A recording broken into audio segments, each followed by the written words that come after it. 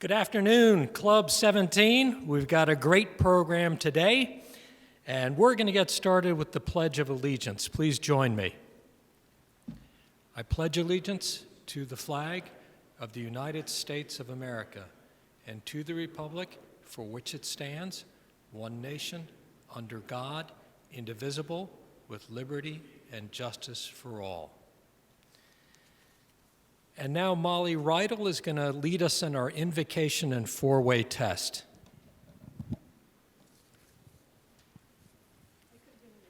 You're good. You're good. Thank you, President Brett. Good afternoon, fellow Rotarians. Please join me in prayer. Almighty Father, we thank you for the food that is before us and for the many blessings that you have bestowed upon us. We thank you for the privilege of being here today among friends and for the opportunity to share ideas and serve our community. Thank you for providing us with a light at the end of the COVID tunnel by providing us with vaccines. We could use a little help in getting those distributed more quickly if that's in your will. We thank you for our guest speaker today, Ms. Jill Miller with Bethesda, Inc., who will share with us her experience in serving others. May we learn from Ms. Miller and garner additional ways that we can continue to serve. May your blessings rest upon all of us, Almighty Father, as we seek to serve in your name. Amen. And now let's recite the four-way test of the things we think, say, and do. Is it the truth? Is it fair to all concerned? Will it build goodwill and better friendships? Will it be beneficial to all concerned? Thank you. Thanks, Molly.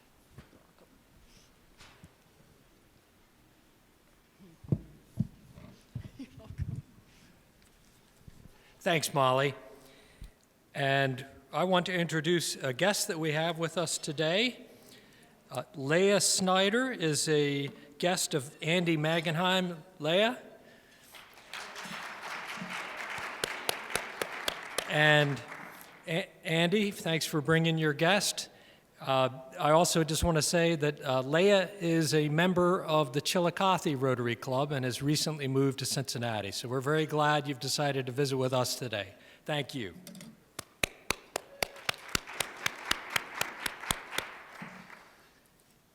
And we have a number of announcements. We'll start with the birthdays. On February 9th, Phil Schwartz, Jody DeVoyd, and Brian Bascom. February 10th, Jim Crowley and Abby Reese. And February 13th, Ellen Bowman, Jim Klassner, and Charlie Ratterman. Let's wish them all a happy birthday.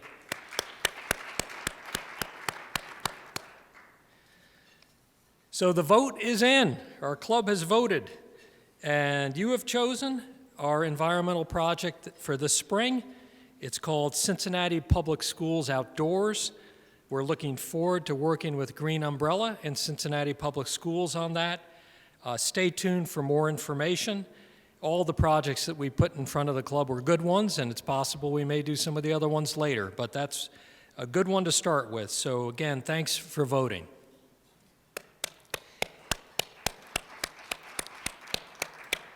Now, here's an opportunity. A lot of people are asking about their membership roster, their club roster. Those are all printed and they're ready to go. And if you would like to drive down next Wednesday, February 17th, from 12 noon to 1 o'clock, Linda Muth, Christy Shushek, and I will be handing them out. And we'll be on Race Street, right near where the Bell Captain desk is, stand is, just a little further. But on the Race Street side over there. So please come by and pick up your directory. And when you do, we've got a special sweet treat for anybody stopping in. If you're coming to our regular Thursday meetings, we'll be bringing rosters here on Thursdays. If there's an issue and you can't do either, we'll make that arrangement. So should be fun, especially if you like sweets, which is a temptation for me. Nomination process. Our annual nomination and election process for board members and club officers will be starting up soon. There will be an announcement in next week's E-Raise with more details of a timeline, so stay tuned on that. And for those who have been bringing prospective members, we will be doing a drawing for the months of January and February. We'll do that on the last Thursday of February here. It's a drawing for any sponsors of prospective members for a $100 Montgomery Inn gift card, and that's for any Rotarian who brings a prospective member either to our meeting, either by Zoom or in person, either one. So looking forward to that. And members in the news, please keep our fellow Rotarian Brent Seelmeyer and his family in your thoughts and prayers on the loss of his father yesterday. Now, for those who were watching our meeting last week on Zoom or were here in person, we had Peter Bronson speaking. He gave a great presentation, a lot of history, and particularly the history of the Beverly Hills Supper Club fire, which happened on May 28, 1977.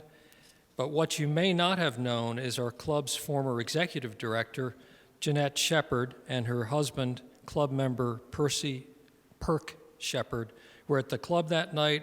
Sadly, Jeanette and Perk were separated while trying to exit the building, and Perk did not make it out. I know many thoughts and prayers have gone out for Jeanette, who since has passed away, as well as for her husband, who died so tragically. Thank you to our long-term members, Julian Magnus, Pete Armstrong, and Greg Morachek, who shared that information on club history. Next week, we've got Eric Kearney, the CEO of the African American Chamber of Commerce, coming here to speak. And now I'd like to shift gears to today's speaker. Jill Miller is the president of Bethesda, Inc. We're very glad to have you here, and you've got a lot of accomplishments, Jill. I'm gonna hit some of them. But a lot of people in our club know Jill because she's had a number of leadership involvements in our city already. She is, as I said, currently president of Bethesda, Inc. That is both the co-sponsor of Tri-Health Health Systems, as well as creator of BI3.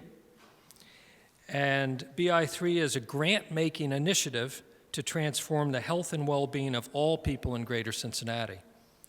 Since 2010, BI3 has invested more than $53 million in our community, making it one of Ohio's largest health-based grant makers. BI3 fuels innovative ideas that have the potential to lead to breakthrough change in health practices, focusing on maternal infant health, behavioral health, and addressing the social determinants of health, with a goal of reducing health disparities, achieving health equity, which is central to BI3's mission. So under Jill's leadership, BI3 has advanced new care models to reduce infant mortality, improved access to care for people with disabilities, and enhanced end-of-life care while lowering health care costs.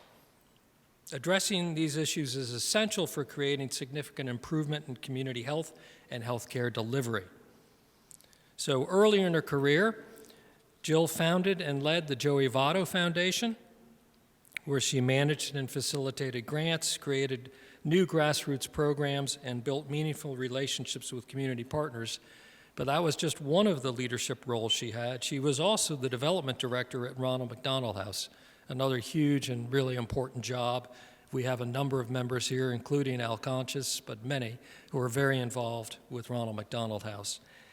And Jill also had leadership roles in the corporate world in finance and insurance industries. So since 2020, Jill has served as the chair of the Funders Collaborative, guiding the COVID-19 Regional Response Fund. The fund rapidly mobilized to provide community grants to support the most vulnerable in our community.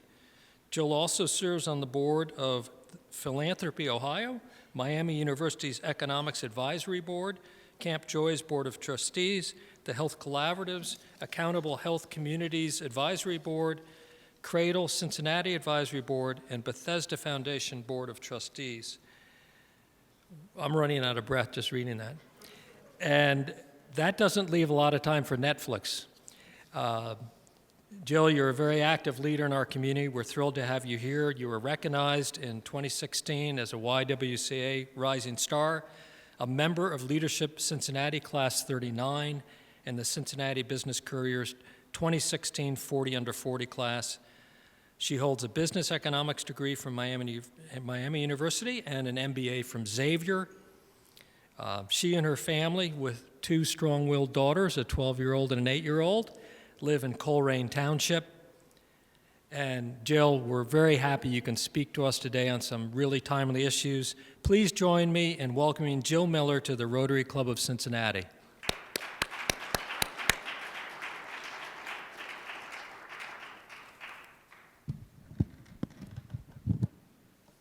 Thanks, Jill.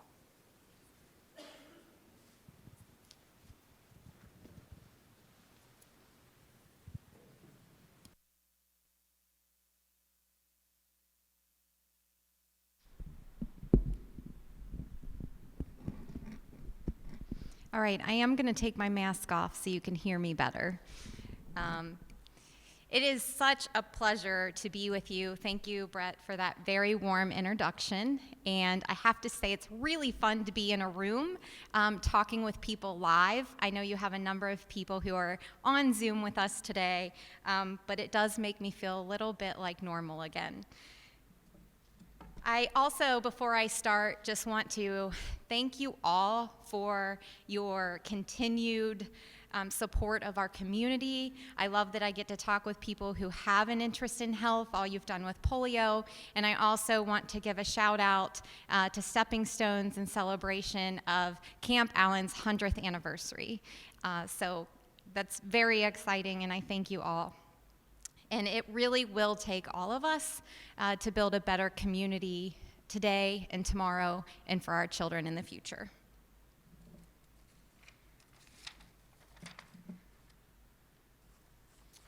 So Bethesda is probably a name that is familiar to all of you. We have been in the health and healthcare space for 100 years.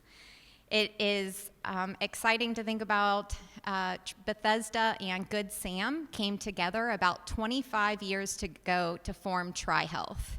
And that was done to create more efficiency among the two hospitals. But as you know, TriHealth has grown significantly through the years through ambulatory sites, physician practices.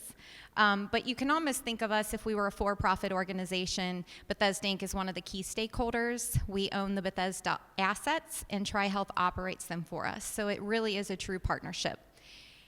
Our mission is to save lives by transforming the health and well-being of all people in our community. We have several roles and responsibilities, obviously to support our healthcare partner TriHealth, as well as the Bethesda Foundation, which is really the fundraising arm for our hospitals, Hospice of Cincinnati and Fernside. We have a Bethesda Fertility Center on B North's campus that we own and operate that provides exceptional care to women. And then what my focus will be today is on BI3, our grant-making initiative. So BI3 is not a foundation, but rather we, Bethesda Inc., have chosen to leverage our assets, put them to work, and spur innovation both within TriHealth, but also within the community. We want to build new solutions to our deep-seated community health issues.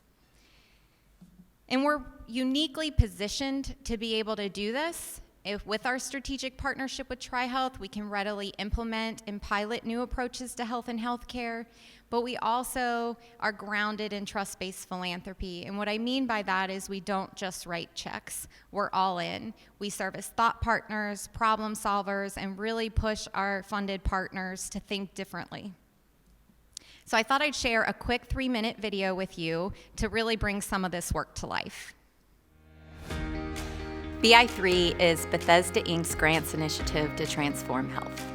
BI3 is not a foundation. It's an initiative that Bethesda Inc. has chosen to launch, recognizing that people need resources to think differently and try new things.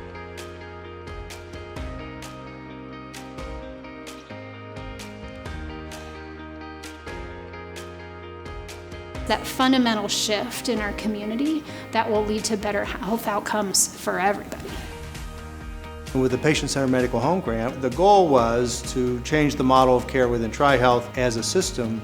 We were the first group of primary care doctors to adopt this as our standard way that we were going to provide care. And not only TriHealth, but the other health systems in town and some of the independent groups in town were able to adopt a similar model. We take a mother who had a higher risk of having a baby born premature, and a mom walking through our door a year ago had a higher probability of experiencing that. Now in today's world, take that same mom in our practice, working with our providers, working with our caregiver in a solid team. They now have that support in a big way, and we've reduced the probability and the likelihood of a mom not getting the resources that she needed.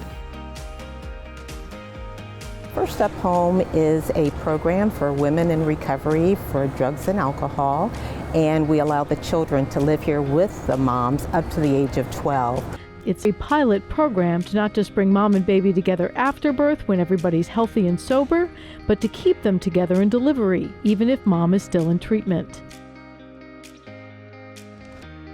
We've screened 11,000 families in the last 2 years, which is pretty phenomenal. We've connected over 2,500 of those families to a parent specialist. And then we also track and see what the impact of that parent-coaching relationship has been to reduce stress in the family and to build resilience, and all those outcomes are really positive. They enable parents to have the tools to function in these really frustrating moments, and that gives the parents confidence, and they feel like better prepared to enjoy time with their kids. What Start Strong was a really intensive effort with a whole variety of partners, where the partners came together along with, really importantly, lots of leaders from that neighborhood, and were able to just have transformative impact thanks to the investment of BI3. After decades of high extreme preterm birth rates, there was a 3-year period without a single extreme preterm birth in Avondale. We're really training the next generation of providers to focus on serving the whole patient, not only looking at their immediate medical needs in the office, but also what are the things that are impacting their health outside of the medical office. Legal help at prenatal appointments is showing good outcomes when it comes to healthy moms and babies. If a mother cannot feel safe and feel comfortable going to a home and an environment where she knows she has the basic needs, whether it's heat, electricity, food in the home, a safe place to sleep at night, not thinking about getting evicted, we know that's going to lead to better care. It excites me to leverage the work and the learnings that we've achieved to date to do more, to do it better. And we've got work to do. In this community in Cincinnati, we know that there's work to do, and we are committed to it. And BI3 support allows us to execute on that commitment. I envision a day when Greater Cincinnati is one of America's healthiest communities. A day when every baby born here has equal opportunity to achieve their highest level of health and well-being.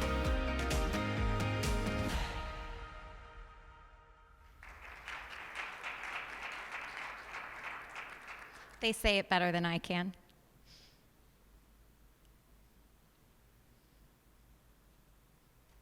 So a community's infant mortality rate indicates the overall health of our community. And while we are home to leading healthcare systems, our infant mortality rate is higher than the state's and national averages, and it's been that way for far too long. What I am most proud of is the fact that more babies are alive today, nearly 200 more babies, because of the initiative we fueled in 2013 that brought healthcare systems, nonprofits together to focus in on our high infant mortality rate. I am happy to say that we continue to see extreme preterm birth, the leading cause of infant death, continue to decrease, particularly in neighborhoods where our partner Cradle Cincinnati is working with moms, listening to moms in terms of what they need. And that's one of the key things that's leading to this change, listening. And through Queens Village, Black moms, because this is a Black infant death crisis, are working with us to create new solutions, one of them being a new model of care. What we know is only 20% of your health equation is tied to healthcare delivery. 80% of it is tied to those social determinants of health, where you live, work, play, learn. And so it's important to work to form solutions. And so we created a new care model that was expanded at Good Sam. We created an OB-GYN center that every mom who walks through the doors is surrounded with the support she needs. Not just excellent medical care, but those social needs. We see too many moms in their late months of pregnancy who are worried about losing the roof over their head. And so we connect them with legal aid that can work to ensure that that doesn't happen and reduce mom's stress. But we also know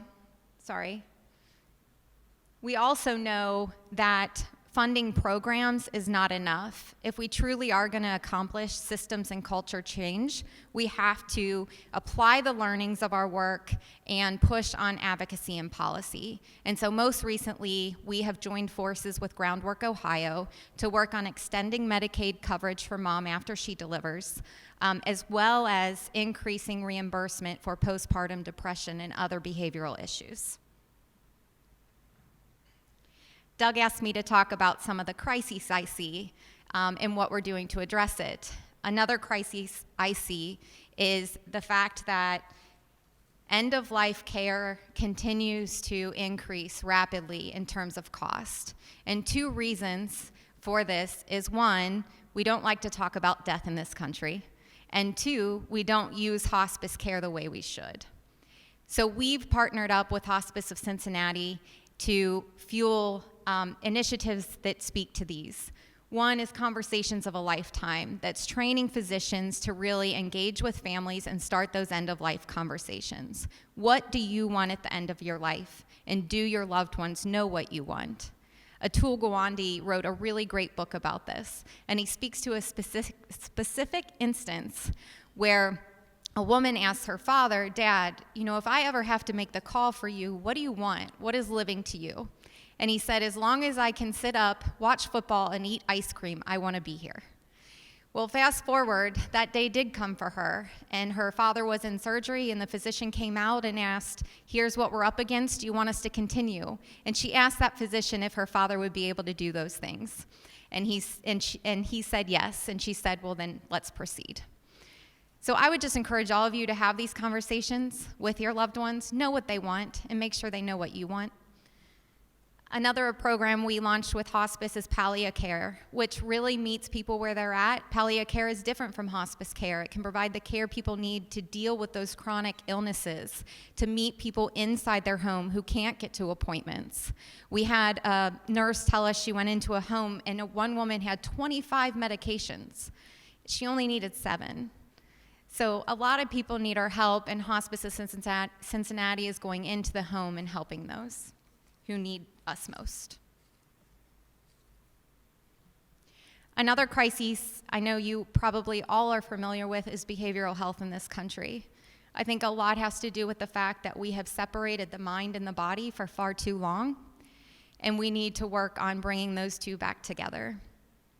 We fueled Parent Connects, which brought together Tri-Health Cincinnati Children's and Beach Acres Parenting Center that places a parent coach inside pediatric offices.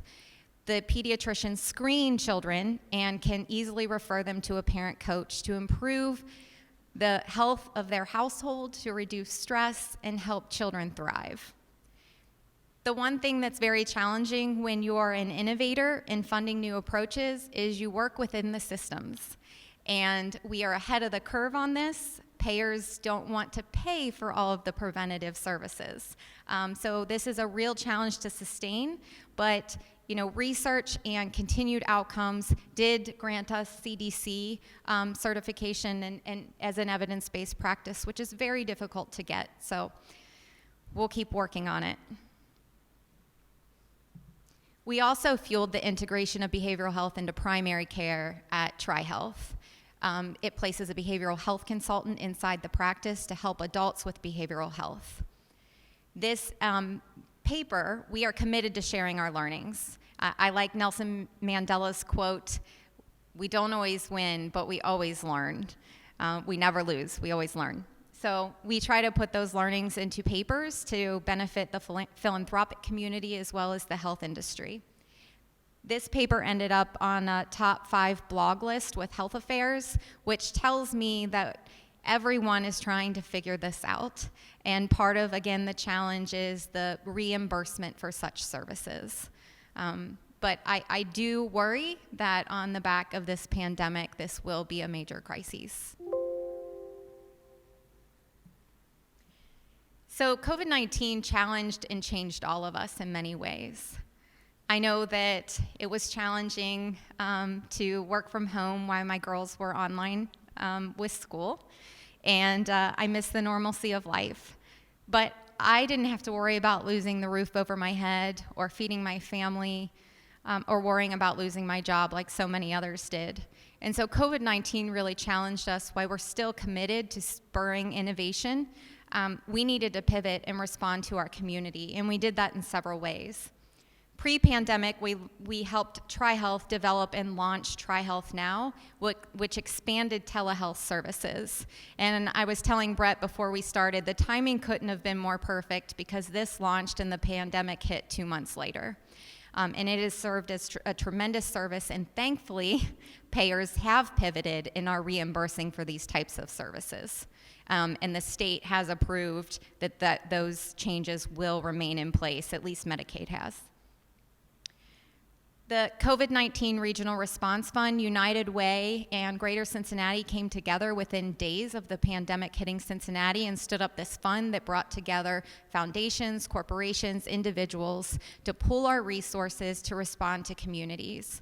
I am so proud that we were able to raise over $7 million, distribute it to over 230 organizations, diverse, large, grassroots, within 7 weeks. And this was a huge undertaking and really represents the power of collaboration and the strong spirit of this Cincinnati community. We also stood up the Team Member Resource Center to help TriHealth team members who would be displaced or facing financial hardship due to this crisis, which has served over 4,000 team members. And then finally, as I said, we're really leaning into the community to tell us what they need. And what we were hearing from nonprofits is they lost their volunteer workforces, they weren't able to hold their fundraisers, they were being challenged to pivot and provide much needed services in this new virtual world we found ourselves living in. And so BI3 issued a request for proposal to help build that capacity of our nonprofits. We awarded $1.6 million, adopted a very responsive model, asked a few questions, and got money out the door to those nonprofits focused on improving health.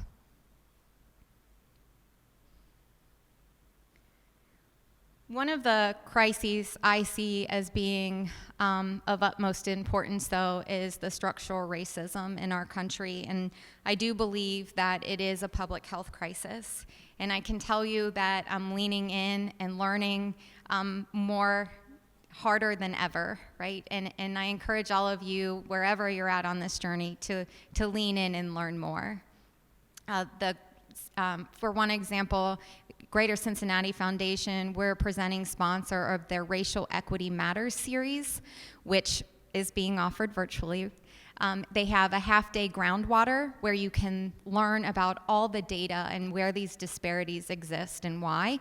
And there's phase 1 training, a 2-day, basically education on this country's history. And I learned so much that I never remembered seeing in my history books. So if it's of interest, I can tell you phase 1 changed my life and really has accelerated my journey to better understand racial equity. So what is BI3 doing about this? We're trying to change hearts and minds. I think that's where we have to start. We partnered with the Chamber, which 15,000 attendees leaned in to learn, half of those at the executive level with influence within their businesses, to think about what are we doing for our workforce? How do we ensure that our employees are receiving equitable care? How do we look at our internal policies to ensure we're supporting our frontline workers? We launched the School to Work program with TriHealth that is a partnership with CPS. That gives juniors and seniors the opportunity to work inside of TriHealth, learn all the different areas of healthcare, to try to build our diverse pipeline, which is so needed in the healthcare industry, as well as open the eyes to these students about all the possibilities. They get mentors, connections to our nursing. It's a really great program. And then finally, we are funding Tri-Health's participation in the Institute for Healthcare Improvement. It is the only healthcare system to be participating in this equity learning series with other healthcare systems across the country. And as I said, racial equity matters. I encourage all of you to participate. There's also other ways to engage. The YWCA has recently issued a 21-day challenge that kicks off March 1st. Check it out. They'll challenge you to do one thing a day, read something, watch something, but really help you think about the racial equity. The Women's Fund also offers great resources to businesses in terms of examining your internal policies. This is an economic issue as well, and if we all work together, we can make change. And the Chamber as well has, through its Workforce Innovation Center, help for your businesses to think about these things. As I think about our community, we have a lot of challenges. Half our kids live in poverty. We have one of the highest infant mortality rates in the country, high opioid dose-related deaths, and racial tensions. But this is my home. It's always been my home. And I believe that we can make a difference if we all work together. And so I'm just grateful for this opportunity to be with all of you today. I thank you for your commitment to working to create a thriving community where all people have equal opportunity to achieve their highest level of health and well-being. Thank you so much for all you do.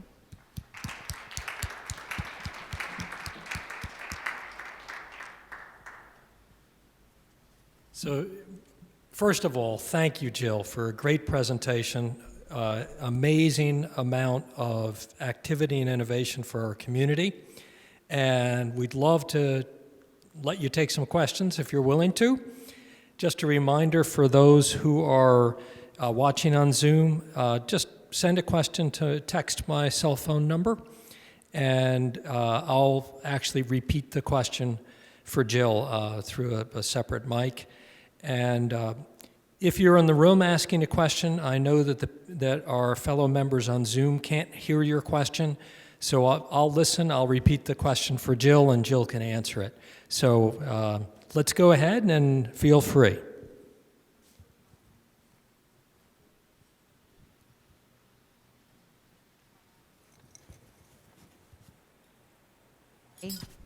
Hi, Pete. You have a question for me?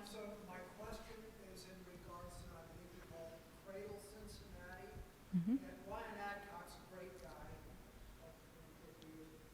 And you stated that infant mortality has decreased by 50%? No, I'm sorry. Infant mortality has not decreased by 50%. We continue to see a decrease in extreme preterm birth, which is the leading cause of infant death. And we continue to see the sharpest decreases in those neighborhoods that Cradle Cincinnati is working in partnership with moms to make sure that they have the supports that they need. So this 50% decrease, how long has that taken? And are you able to address any of the causes of the premature birth? So the question is, how long has it taken to achieve a 50% reduction in premature births? And what are the main causes that have been addressed? Yep. So pre-extreme preterm birth was something we zeroed in on as it's the leading cause of infant death. And early on the team in 2013, we started in Avondale. And what we learned is for good, the Black community in Avondale had a lot of distrust with the healthcare system. It's been very siloed, and so the first thing we did was build trust in Avondale.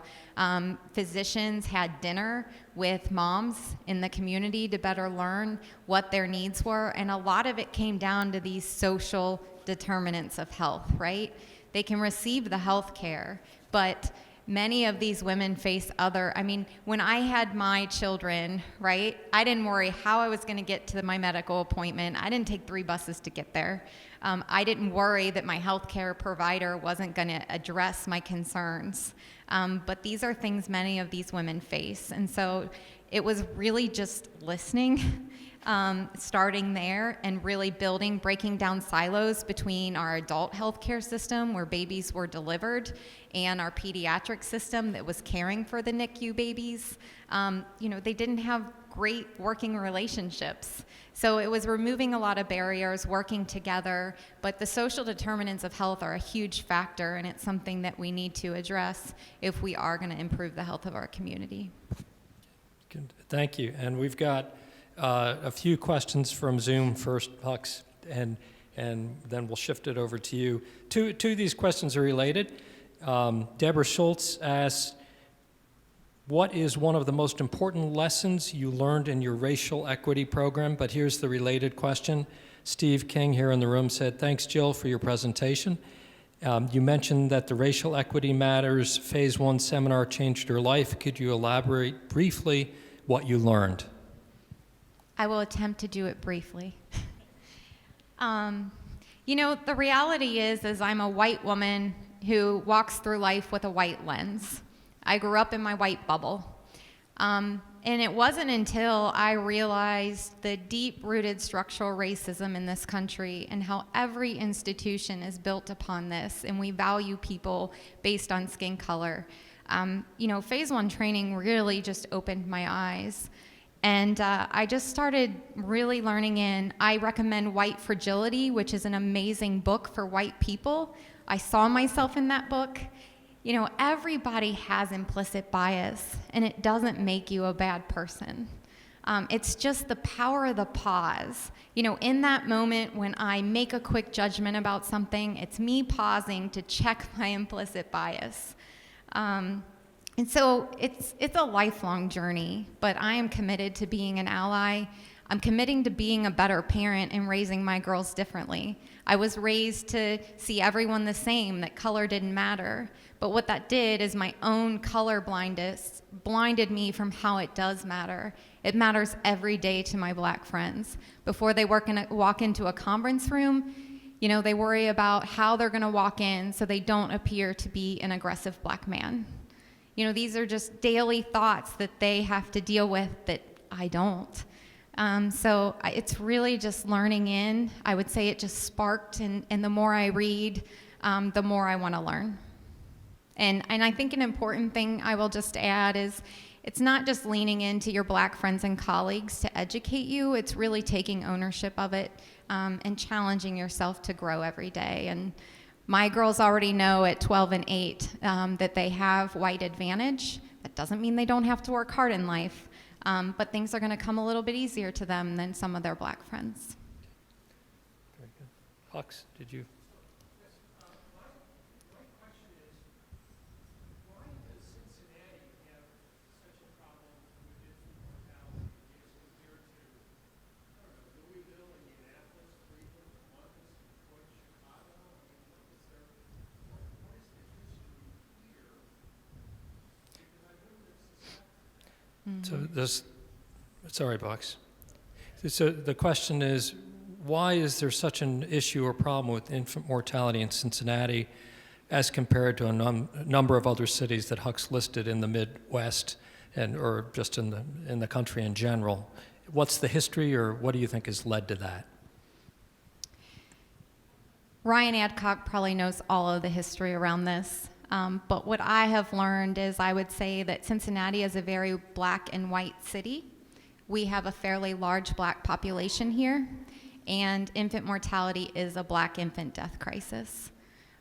So we are really, and Ryan Adcock, I applaud him for saying that out loud. And it's something that we need to work on, but I would say that is a significant contributing factor because we have amazing healthcare systems right here in our own backyard. It's really just ensuring that we're treating every patient and providing them with not just the medical care that they need, but the social supports that they need to have healthy pregnancies. Okay, great. So Jill, I have a question for you. You chaired the Funders Collaborative guiding the COVID-19 Regional Response Fund here, and you've talked several times in your presentation about collaboration with other agencies. What were some of the things you learned from that quick effort which had such a great result? I think as funders, sometimes we get so caught up in the application process. We want to know every detail, how many people you're going to serve, what the outcomes are going to be. And in crisis, we wanted to make it simple. And so this team wanted to make sure that dollars were distributed equitably. The easy thing would have been to write big checks to our big, well-known organizations, right? But we also know that in crisis, a lot of people depend on those grassroots, smaller organizations. And so we wanted to make sure that everyone had an opportunity. So we limited it to a few key questions. We trusted our community to tell us what they needed, and we tried to turn those requests around very rapidly. But that took tremendous resources, especially at GCF and United Way, to be able to do that. Very good. It's Pete. With those comments, Ali and probably Al can elaborate on this. I've had the pleasure of being on the Rotary Club's allocations committee for a number of years, and I know that all these grassroots organizations, they do wonderful things serving the community and so forth. But we get each quarter or whatever it is when we review all these grant requests. It's just like this one and this one and this one and this one. They all seem to be doing the same thing. And it just seems, I don't know, I find it kind of frustrating because they're all trying to do the same thing. They've all got the same overhead costs and things like that. It almost doesn't seem really efficient. You know what I mean? So I don't know. Do you have any thoughts on that? And I'll just repeat it, and you tell me if I get it right, Pete. So we in our foundation here, the Rotary Foundation of Cincinnati, have an allocation process for grants to a number of nonprofits. And in the process of looking through those grants over the years, there seems to be some redundancy in terms of the effort of some of the nonprofits. And is there a more efficient way, or it seems like there should be a more efficient way, I think is what you're saying. We have a lot of nonprofits, and I don't disagree with you that some of them are probably doing very similar things. I think from a funding perspective, what I would say is what we're doing is really trying to zero in on the change we feel we're able to make at BI3, right?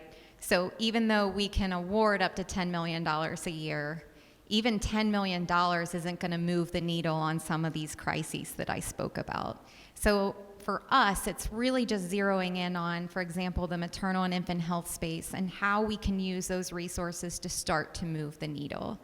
But it's every funder's choice. I mean, some want to make significant investments and try to move the needle on a few things, and others want to be able to help everyone as much as they can, right? So I don't think I have a magic bullet for you. I think it just comes down to overall just what are you trying to accomplish and what can you accomplish given your size and scope and resources.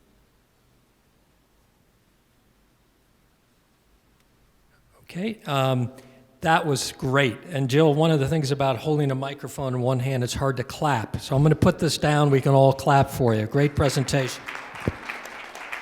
Well, I'll clap for all of you too because you're pretty amazing. And thank you very much for having me today. It was a pleasure. Great. Jill, great to have you here, and you've shared a lot of key information about what's going on in the community. And one of the things in Rotary is we're working to improve the lives of those in need, just as Bethesda Inc. is doing the same, working to improve the lives of those in need. And as we do that, we open opportunities for people, and obviously opportunities for better health, a better life. We are very focused as a Rotary Club on children and needs of children. That's not our only focus, but it's a key focus. So in a sense, we're all in it together. And it's great to hear of the partnerships that Bethesda Inc. does. Our club also looks for partnerships and as a more efficient way, to Pete Armstrong's point, to get things done. And I think we're pretty good at it. So having said that, you probably know one of the key focus areas for Rotary internationally, not just here in Cincinnati, but it's really more international overseas now, is ending polio. That's been a campaign going on worldwide since 1988. Polio is still in 2 countries, Afghanistan and Pakistan, and it is a challenge to get that virus eliminated. And what we're talking about, of course, is eradication.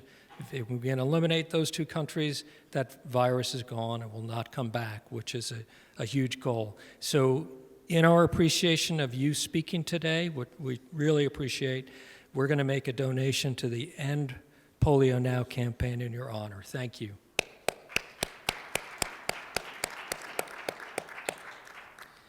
And I just want to thank everybody for joining today. Whether you joined in person or Zoom, it's great to have you as part of these meetings. Just a reminder that the Jefferson Award nomination deadline is tomorrow. We've been very active on nominating a number of great organizations and leaders, so that nomination link is an e-raise, still active until end of the day tomorrow. So feel free to nominate. And prior nominees who did not win for Cincinnati, did not win the award, are eligible to be renominated. And please join us next Thursday when our speaker is Eric Kearney, CEO, African American Chamber of Commerce. In the meantime, have a great weekend. Meeting adjourned.